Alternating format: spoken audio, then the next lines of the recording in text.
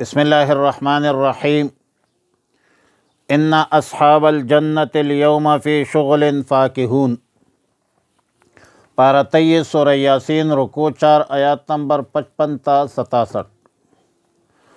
گزشتہ آیتوں میں اہل جہنم کی پریشانیوں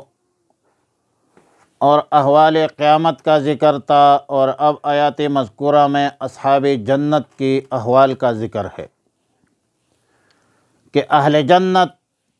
فاکہون ہوں گے۔ فاکہون فاکہ کی جمع ہے، خوشحال کو کہتے ہیں، اور اہل جنت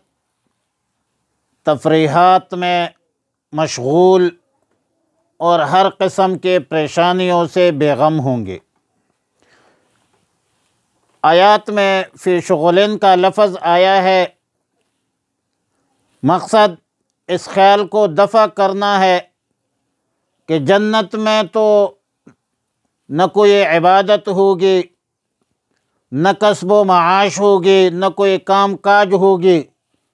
تو ظاہر ہے کہ بیکار آدمی کا جی بھر جاتا ہے، تنگ ہو جاتا ہے۔ تو فرمایا کہ اہل جنت اپنے تفریحات میں مشغول ہوں گے، جی گھبرانے کا سوال ہی پیدا نہیں ہوتا۔ اور پھر یہ اکیلا نہیں ہے، ہم و ازواجہم، لفظ ازواج میں دنیا کی بیویاں بھی داخل ہے، اور جنت کے حوریں بھی شامل ہے۔ اور پھر وَلَهُمْ مَا يَدَّعُونَ، جو کچھ وہ مانگیں گے، اہل جنت جس چیز کو مانگیں گے وہ ان کو مل جائیں گے، بلکہ وَلَكُمْ فِيهَا مَا تَشْتَهِي أَنفُسُكُمْ نُزُلًا مِّن غَفُورٍ رَحِيمٍ۔ ایک جنتی کی جی میں جو کچھ آئے تو اللہ تعالیٰ کی طرف سے ضیافت اور اکرام کے اساس پر حاضر ہو جائیں گے، اور اللہ تعالیٰ کی طرف سے سلام کیا جائے گا، سلام فرمائیں گے، السلام علیکم یا اہل الجنہ کہا جائے گا، رواہ ابن ماجہ۔ اور آیت نمبر 69 میں تتمہ ہے اہل جہنم کے قصے کا، کہ میدان محشر میں جب یہ لوگ قبروں سے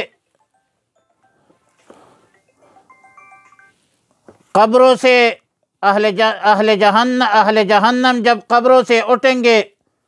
تو سب گڑبڑ منتشر ہوں گے، جیسا کہ ارشاد ربانی ہے، کأنہم جراد منتشر ٹڈیوں کے دل کی طرح ہوں گے، مگر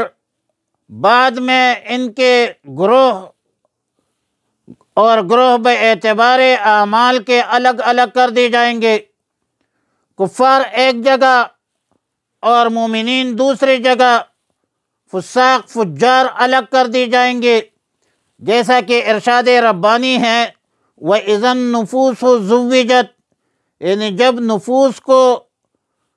جوڑ یا جوڑا کر دی جائیں گے۔ اور پھر اس وقت تمام بنی آدم اور جنات کو کہا جائے گا کہ آیا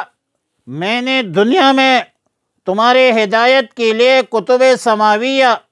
اور انبیاء علیہم السلام مبعوث نہیں فرمائے تھے؟ کیا تم سے عہد نہیں لیا تھا کہ شیطان کی عبادت نہ کرو؟ لیکن یہاں پر ایک سوال ہے کہ کفار عموماً شیطان کی عبادت تو نہیں کرتے، اصنام اور بتوں کی عبادت کرتے ہیں، لہذا عبادت شیطان کا الزام یقیناً محل نظر ہے۔ جواب یہ ہے کہ کسی کی اطاعت مطلقہ کرنا، کہ ہر کام میں ہر حال میں اس کا کہنا ماننا، یہ نام ہے عبادت کا۔ اور چونکہ یہ کفار شیطان کی پیروی کرتے ہیں، اسی لیے ان کفار کو عابد الشیطان کہا گیا، جیسا کہ بعض روایات میں بعض لوگوں کو عبد الدراہم والدنانیر کہا، اور انہی الفاظ سے تعبیر فرمایا ہے۔ اور پھر الیوم نختم علی افواہہم، میدان محشر میں حساب کتاب کے لیے ابتداءً اولاً تو ہر شخص کو آزادی ہوگی اور اپنے آثار پیش کر سکیں گے، اپنے دلیل اور اپنے جو ہے بے گناہی ثابت کرنے کے ان کو پیشکش ہوگی، یہاں تک کہ مشرکین تو قسمیں اٹھائیں گے کہ واللہ ربنا ما کننا مشرکین۔ بعض لوگ تو فرشتوں کے نامہ اعمال سے، ان کے لکھے ہوئے مکتوبات سے، نامہ اعمال سے برات کا انکار بھی کریں گے۔ پھر اس وقت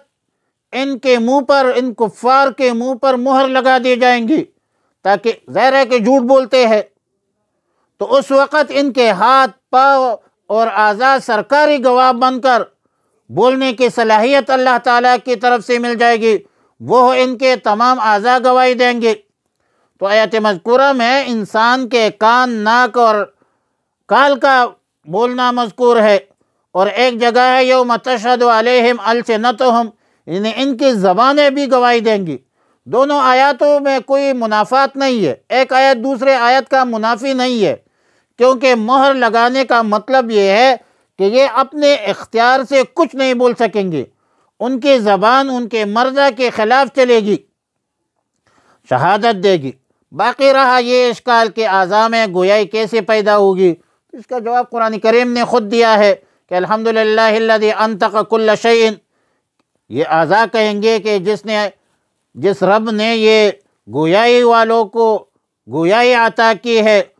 اس نے ہمیں گویائی دی، تو اللہ رب العالمین تو قادر مطلق ذات ہے، اللہ چاہے تو ہاتھوں سے بھی باتیں دنیا میں بھی کرا سکتے، ان اللہ علی کل شیء قدیر۔ فرمایا ان اصحاب الجنت، بے شک اہل جنت، الیوم آج، فی شغل فاکہون، مشغول ہوں گے، لطف اندوز ہوں گے، ہم و ازواجہم، وہ اور ان کی بیویاں، فی ظلال، سایوں میں، علی الارائک، تختوں پر، صوفوں پر، متکئون، تکیہ لگائے ہوئے ہوں گے، لہم فیہا، ان کے لیے اس میں جنت میں، فاکہۃ، میوہ ہوگا، ولہم، اور ان کے لیے، ما یدعون، جو کچھ وہ مانگیں گے، سلام، سلامتی ہوگی، سلام ہوگی، قولا، فرمایا جائے گا، من رب الرحیم، مہربان پروردگار کی طرف سے، وامتاز الیوم، اور الگ ہو جاؤ آج، ایھا المجرمون، اے مجرمین، الم آحد، کیا ہم نے حکم نہیں بھیجا تھا، عہد نہیں لیا تھا، الیکم، تمہاری طرف، یا بنی آدم، اے بنی آدم، اللہ تعبدوا الشیطان، کہ تم عبادت نہ کرنا شیطان کی، انہ، بے شک یہ شیطان، لکم، تمہارے لیے، عدو مبین، دشمن کھلا ہے،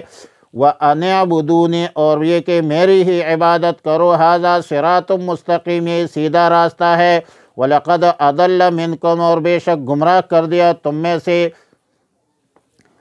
جبلاً کثیرا، بہت سی مخلوق، افلم تکونوا تعقلون، پس کیا تم عقل نہیں رکھتے تھے، ھذہ جہنم التی، یہ ہے وہ دوزخ، التی کنتم توعدون، جس کا تم سے وعدہ کیا گیا تھا، اصلوھا اليوم، داخل ہو جاؤ اس میں، الیوم، آج کے دن، بما کنتم تکفرون، بدلہ ہے اس کے کہ جو تم کفر کرتے تھے،